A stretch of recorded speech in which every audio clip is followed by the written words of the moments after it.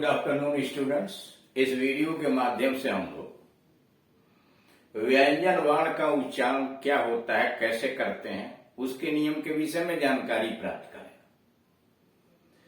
यहाँ इसके पहले सी का उच्चारण कब और कहां कैसे किया जाता है उसके विषय में जानकारी दी गई। अब यह सी एच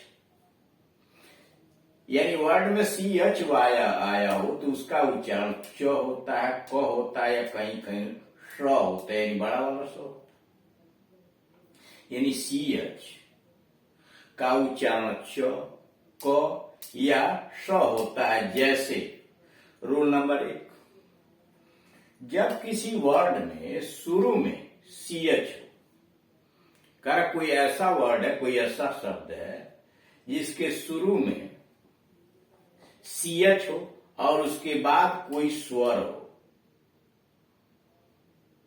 या किसी वर्ड के अंत में सी एच हो, तो सी एच का उच्चारण च होता है।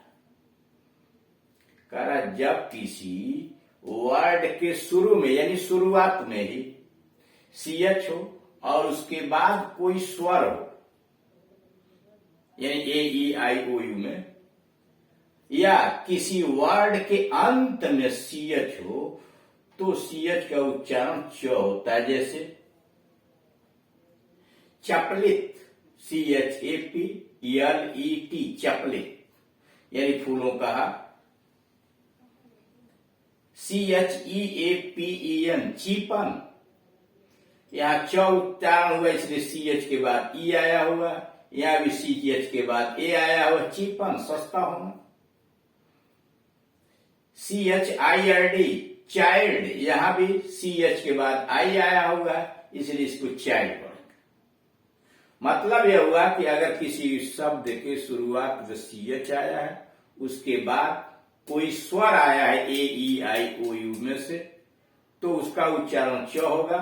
शब्द के अंत में सी एच आया है तभी उसका उच्चारण च होगा। एक्सेप्शन, अपवाद, यानी इसका अपवाद भी है, इस नियम का अपवाद है। C H A M A L E O N, chameleon, यहां देखना है ना। अब सी एच के बाद ए आया है, फिर भी इसको कमेलियन पढ़ना है, चमेलियन नहीं पढ़ना है, अपवाद है। मतलब गिरगिट, कमेलियन, गिरगिट। सी एच ए ओ एस, के आस, सी एच ए ओ एस, के आस यानी अराजकता। C H A R A C T E R, character, C H A R A C T E R, character. इसके अलावा C H A R I S M A T I C, charismatic, C H A R I S M A T I C, charismatic यानी करिश्माई। C H A R I S M A, charisma, करिश्मा यानी प्रतिभा।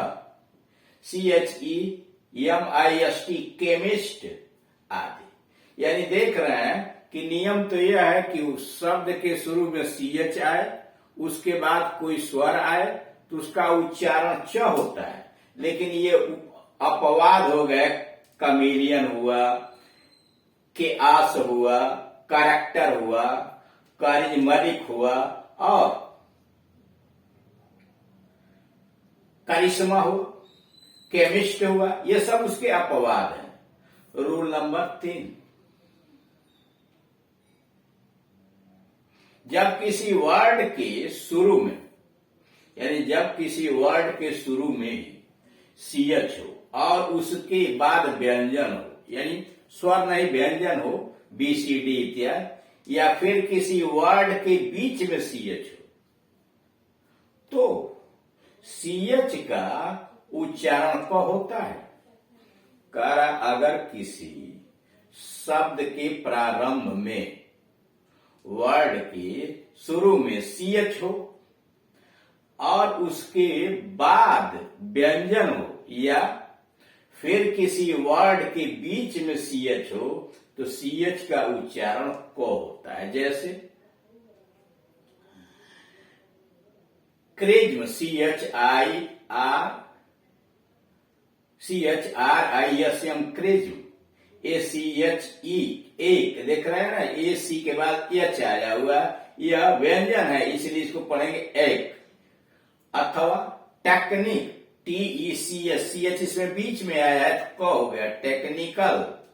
यानी कह रहा कि अगर किसी शब्द के प्रारंभ में CH आया हुआ है और उसके बाद कोई कॉन्सोनेंट यानी व्यंजन आया हुआ है तो उस व्यंजन के कारण उसका उच्चारण CH का उच्चारण क होगा। अथवा बीच में CH, शब्द के बीच में CH आया हुआ है तो भी उसका उच्चारण क होगा। रूल नंबर 4, कुछ शब्दों में CH का उच्चारण स होता है, बड़ा वाला स। कुछ शब्दों में CH का उच्चारण स होता है, बड़ा वाला स होता है। जैसे CHAGRIN सग्रिन, CHAGRIN सग्रिन चिड़। CHAISE शेष, CHAISE तीसरे दोनों में देख रहे हैं बड़ा वाला स आया हुआ है, मतलब हल्की घोड़ा गाड़ी को शेष कहते हैं या उसी को विशेष भी कहते हैं। शैंपेन CHAMPAGNE शैंपन, यहां पर CH का उच्चारण स हो गया है।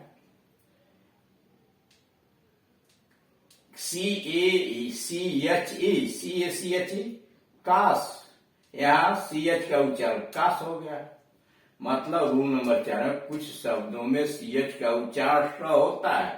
जैसे सग्रीन है CHAGRIN चिड़, सेज है CHAISE हल्की घोड़ा गाड़ी, या शैंपेन CHAMPAGNE अथवा CACHE आदि। अब आइए डी का उच्चारण। डी का उच्चारण, किसी वर्ड में डी का उच्चारण ड, द या ड होता है। करा किसी शब्द में डी का उच्चारण ड, द या ड होता है। रूल नंबर 1,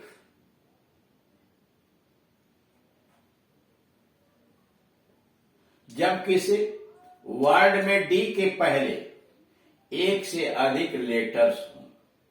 करा कोई ऐसा शब्द हो जिसमें डी के पहले एक से अधिक लेटर्स हो और डी के बाद EUR, IER, UA, URE हो तो डी का उच्चारण ज होता है। फिर ध्यान से सुनिए, जब किसी वर्ड में डी के पहले एक से अधिक लेटर्स हो, अक्षर हो, और डी के बाद EUR, IER, UA, URE हो तो डी का उच्चारण ज होता है, ड नहीं होता है।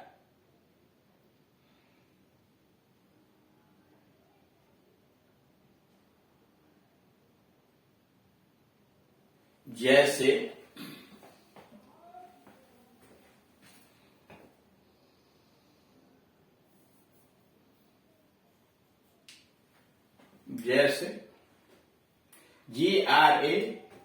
GRANDUR ग्रंजर, यहां देख रहे हैं डी का उच्चारण ज हो गया, ग्रंजर GRANDUR। यहाँ SOLDIER soldier, SOLDIER soldier. Gradual GRADUAL gradual, यानी डी आया उसके बाद UAL आया है इसलिए डी का उच्चारण जो हो गया। यहाँ डी आया है उसके बाद IER हो गया इसलिए जो हो गया। यहाँ डी आया है उसके बाद UR आया है इसलिए इसका उच्चारण जो हो गया। PROC C D U R E, D के बाद यू आर ई आ गया प्रोसीजर, इसलिए उसका उच्चारण ड के बजाय ज हुआ। रूल नंबर 2, जब किसी वर्ड के अंत में यानी किसी शब्द के अंत में डी यानी ऐसा कोई शब्द हो जब किसी वर्ड के अंत में डी कम टी या टीई हो, करा कोई ऐसा शब्द है जिसके अंत में डी हो, टी हो या टीई हो, तो उसके बाद आने वाले पास्ट में का डी या ईडी का उच्चारण ईड होता है। करा जब किसी वर्ड में किसी शब्द के अंत में डी आया हो, टी आया हो या टीई आया हो, कोई शब्द है जिसके अंत में डी है, टी है या टी हो, तो उसके बाद आने वाले पास्ट में का यानी पास्ट इंडेफिनिट टेंस जो बनाते हैं आप, डी या ईडी का उच्चारण ईड होगा। जैसे रेड के लास्ट में डी आया है और उसमें ईडी आपने जोड़ा तो क्या हुआ, रेडिड, क्या हुआ, रेडिड, ईड हो गया। वेट, लास्ट में टी आया उसमें ईडी जोड़ा तो वेटेड, सबसे अंत में टी यहां है वेट में और उसमें ईडी जोड़ा तो वेटेड यानी ईड हो गया। रूल नंबर 2, जब किसी वर्ड के अंत में जी एच एफ के P yes yes H x हो, करा जब किसी वर्ड के अंत में जी एच हो, यफ हो, के हो, पी हो, यस हो, यस एच हो, यक्स हो, तो उसके बाद आने वाला पास्ट में कर डी ईडी का उच्चारण ट होता है। करा जब किसी वर्ड के अंत में जीएच आ गया हो, यफ हो, के हो, पी हो, यस हो, यस एच हो, यक्स हो, तो उसके बाद आने वाला पास्ट में कर डी या ईडी का उच्चारण ट होता है। जैसे लाफ में ईडी जोड़ दिया तो क्या हुआ, लाफ्ट, लाफ के अंत में जीएच आया है और उसमें ईडी जोड़ा तो लाफ्ट हो गया। ड्रेस के अंत में यस आया उसमें ईडी जोड़ा पास्ट में कर तो ड्रेस्ड हो गया, तो उसको पढ़ते हैं ड्रेस्ड, है ना, इसको पढ़ते हैं ड्रेस्ड। तो इस तरह से आपने देखा कि कैसे सी के साथ सी एच लगता है, सी एच का उच्चारण कैसे होता है, फिर उसके बाद आपने डी का उच्चारण देखा। Thank you.